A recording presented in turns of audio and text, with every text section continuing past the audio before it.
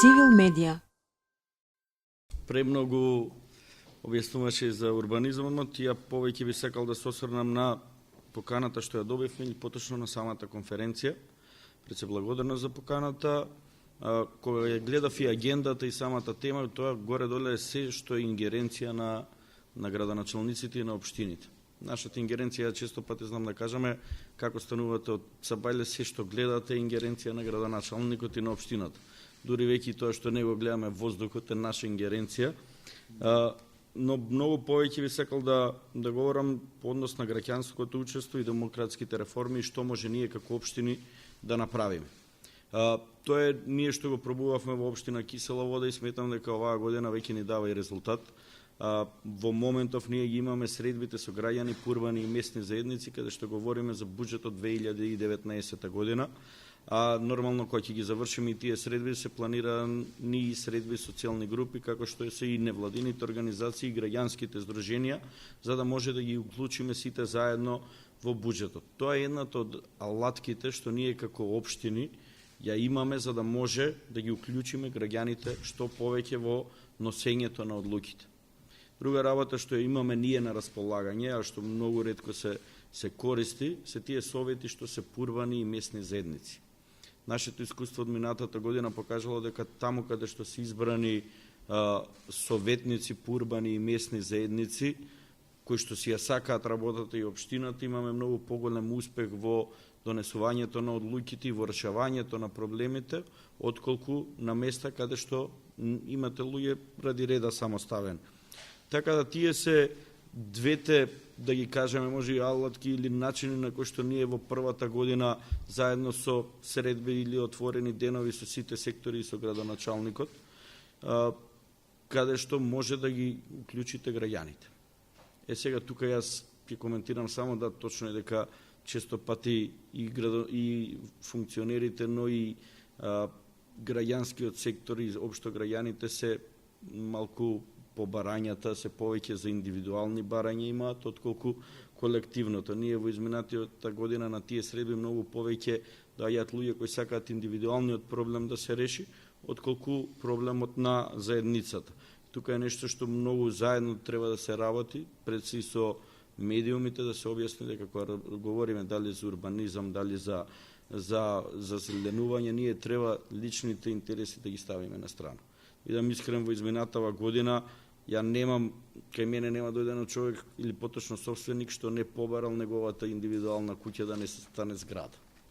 Тоа се најголем дел од барањето на кој што ние нормално тука се говориме за генералниот урбанистички план кој што до негдека ве ограничува колку и каде може да градите и тоа не е една од работите кои што може да користиме зашто и како тамо ќе има згради, тамо ќе има куќа, тамо ќе има зелени.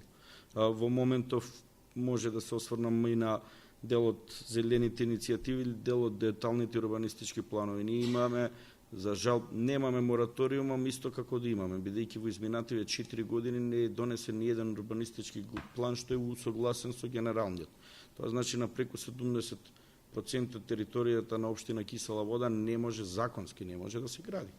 И не се ни гради, него се гради само во периферијата, каде што ги имаме општите акти и 3 детални урбанистички планови кои се донесени, а и подобро и да не биле. Тоа ќе ни остави простор да покажеме дека може малце различно да се планираат урбанистичките планови.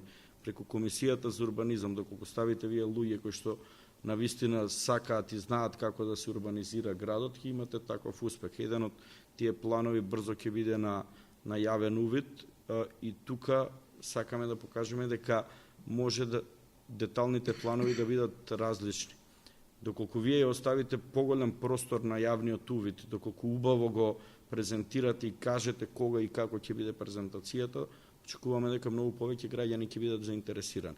Што е тоа што ќе го воведеме, ќе биде до негдека новина дека и прв детален план каде што ќе имаме 50-50. Што значи тоа?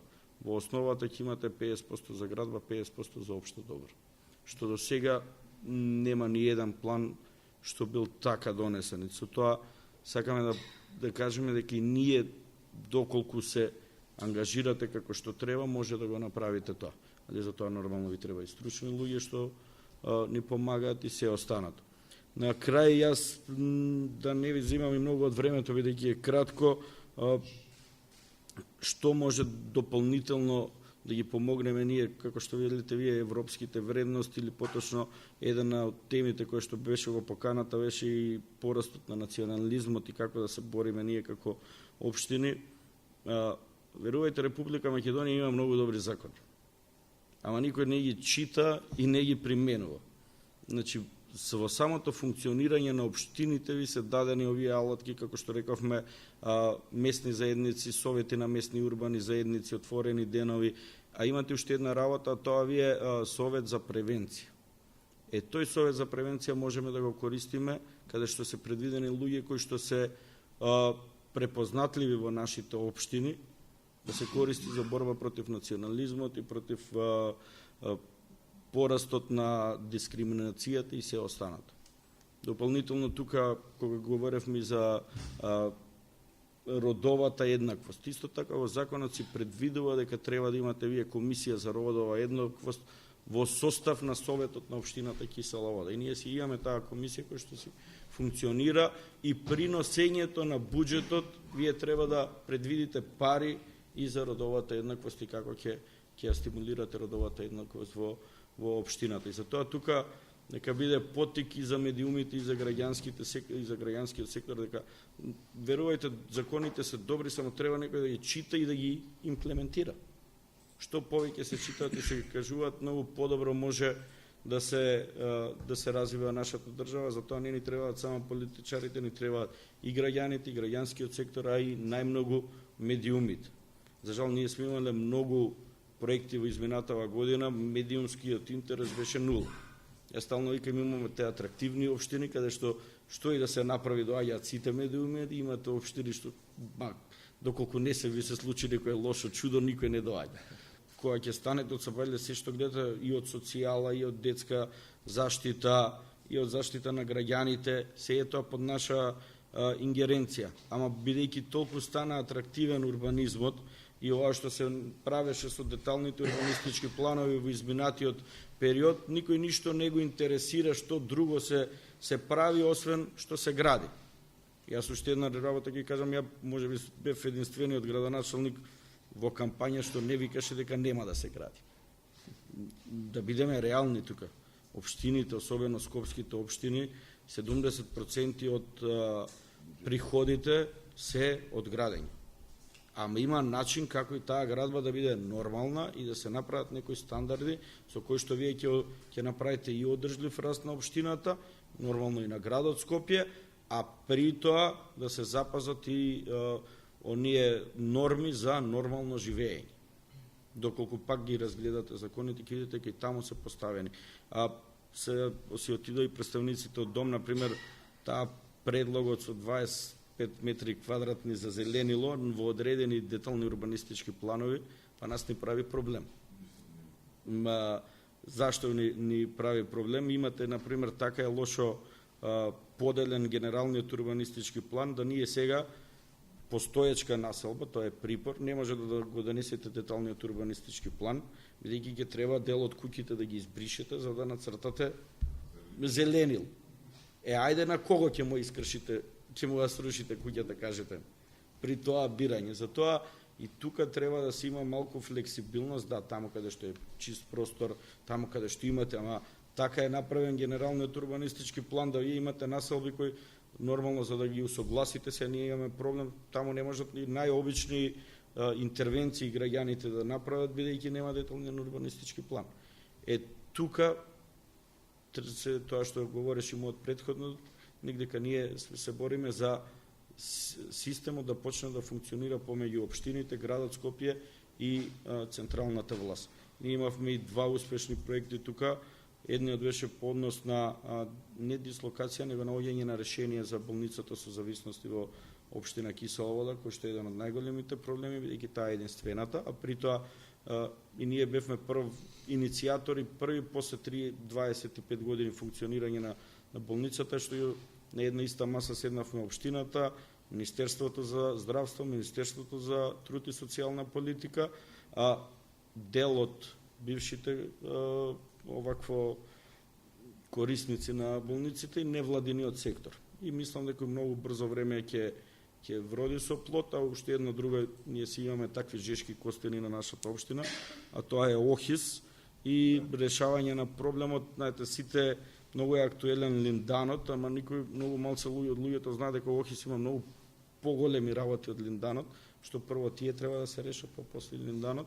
Тука имавме неколку средби и со Министерството за животна средина и повторно дел од граѓанските здруженија и меѓународната седница која што како помогна и се уште помага во тој дел. Јас не би ви земал повеќе од времето, бидејќи доколку збориме за локална самоуправа, ова беа некои од темите кои сметав дека би требало да се знаат и на кои што може да се помогне од сите, особено во делот на граѓанското учество. Апел ние сите овие работи ги јавно ги кажуваме и по медиумите и преку нашата страна, каде што се сите информации за кога се носат деталните урбанистички планови. Нашите седници на Совет се отворени, стално даваме отворени повици до медиумите. За жал никој не присуствувал, па и точките до сега не биле некои интересни, сме немале детални планови за носење, али нормално ќе се добиете и покана. Во петок мене ми завршуваат средбите со граѓани за буџетот, кога ќе ја имаме, па и поканата за невладиниот сектор и граѓанските организација, односно тој дел сакаме да го вклопиме исто во нашиот буџет. До сега се одвојувале одредени пари, ама немало никаков правилник и секоја година ги враќаме парите назад, бидејќи па и нема како да ги потрошиме. Така да се надевам дека ќе има интереси од ваша страна да дојдете. Територијата на општина Кисела Вода има голем број на производствени капацитети. Граѓаните особено го истакнува проблемот со дојдувањето од полиција и постираат фотографии, што општината презема околу тоа, околу изградните материи кои што доаѓаат од овие производствени капацитети и се разбира на територијата на Кисела Вода има голем број на индивидуални објекти кои што се греат на дрва. Вчера го гледав интервјуто со главниот министер за животна средина Јане Македонија и каже дека според најновата студија утврдено дека 90% од PM частичките се предизвикани од баш од создавањето и користењето на дрва како регенс. Интересира што и тука општината презема околу тоа. Вака, по однос на УСИ и по однос на другите капацитети, нашиот инспектор за животна средина редовно ги поминува сите капацитети кои се регистрирани. До сега ние немаме фатено или како да кажам, немаме констатирано дека се прекршени законите. УСИ е првата фабрика во Република Македонија која што има инсталирано филтри за нивните оджаци кои што се со А лиценца. Значи, сега беше на граѓаните секогаш коментарот, ама колку се користат тие филтри. Тоа не можеме да го знаеме, бидејќи најчесто и поплаќите се во попладневните денови. Ние планираме да се ангажираме уште еден инспектор за да може да го покриеме и тој дел. Знам дека Министерството за животна средина неколку пати најавено има отидено баш за конкретната фабрика и нема констатирано никакви неправилности при мерењето на загадувањето. Дополнително во овој момент ние правиме регистар на загадувачи на територија на општина Кисела Вода. Иако тоа го има и градот Скопје, ние сакаме и наш посебен каде што ќе детектираме која фабрика или кој погон со што точно користи и како загадува. Тоа е делот што ние го одвојуваме како општина и што го правиме првично. Вие не можете да се борите со загадување кога не знаете кој што ви загадува. Прво мора да направите регистар да видите кој што користи и како користи, па понатамо да ги превземите следните чекори за борба против загадувањето. А по однос на дрвата, тоа е точно. Ние имавме една малце чудна мерка која што ја продолжуваме, а тоа е набавка на дрво.